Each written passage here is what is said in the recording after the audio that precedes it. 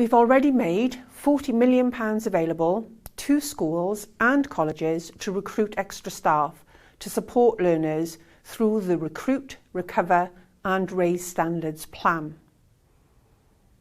We've also invested in an A-level revision plan and modified curriculum requirements to allow schools the flexibility to deliver learning in these very difficult times. WJEC have published adaptations to course content to support learning. And today, I can announce a further £7 million of funding towards additional support for students. This will mean a new mentoring and revision support programme for all learners in years 10, 11 and 12 and 13, whether they be in school or in colleges.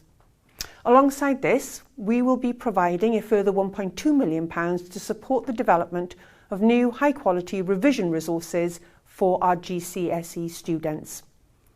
Together, this provides a broad package of support to enable learners in examination years to develop that knowledge and experience that they need to progress confidently to their next steps.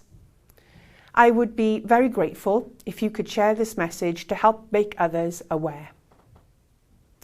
As I've said, from the start of this pandemic, when major decisions affecting education in Wales are made, I promise that you will hear directly from me first. Diolch yn fawr. Thank you.